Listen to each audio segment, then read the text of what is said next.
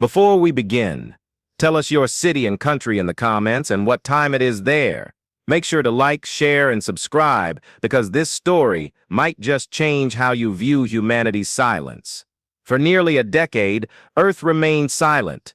Not a single delegation, not a single envoy, not even a red receipt on the galactic pings sent every soul cycle to the tiny blue planet in the Orion Spur. The Galactic Council, once cautiously optimistic, had long since stopped expecting a response. Most assumed the humans had perished. Others guessed they were simply too primitive to comprehend the transmissions. But a careful few, remembered Earth's classification, Death World 9.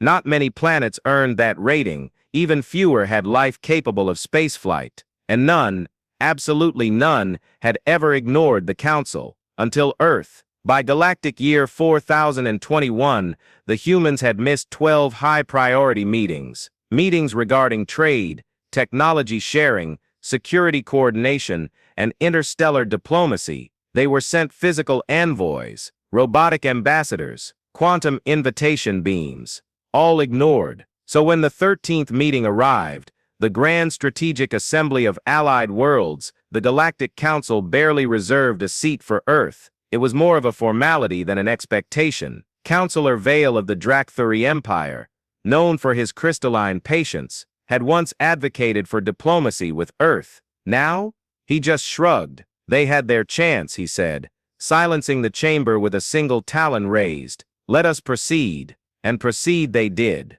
The assembly stretched on. Hours of planetary disputes, new member evaluations, and standard updates on pirate activity near the Proceed belt. Then the alarm sounded, a low humming thrum that hadn't activated since the Zarkan incursion 2 centuries ago. Every head in the council hall turned to the skyport monitors. At first there was nothing, then a ripple, a distortion in local space, and then 1 ship, then 5, then 50, then 500. Massive vessels with hulls the color of burnished iron, bristling with energy projectors and rail cannons, engines that burned with blue suns, human flags, ancient proud, emblazoned across each warship. At exactly 0400 hours Earth Standard Time, the largest ship, over 20 kilometers long, transmitted a single message: apologies for the delay. Earth acknowledges your invitations. Shall we begin? Gasps echoed through the council hall. Some delegates collapsed.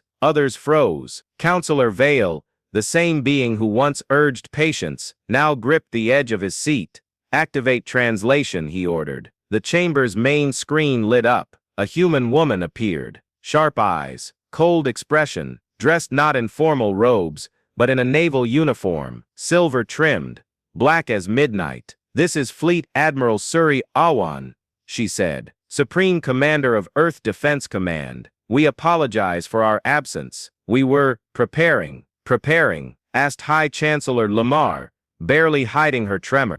The human didn't blink. For war. At this point, the chamber descended into chaos. Species that had never even known fear began whispering. The idea that humans had spent the last 10 years building, not diplomats, but dreadnoughts, was a revelation few could process. One counselor from the Delcar Union squeaked out, "But we sent aid, knowledge, peaceful outreach, and we thank you." Admiral Suri replied, "We read every message, logged every attempt, watched your politics, your compromises, your weaknesses." She stepped forward on the hollow platform. "But Earth doesn't do meetings, we do results." Back on the Council's military grid, the ship scans were coming in. Each human vessel was a hybrid, part warship, part city, autonomous, shielded, faster than anything the Council had, and every single one was combat ready. No species could have built this in 10 years, someone whispered. They didn't,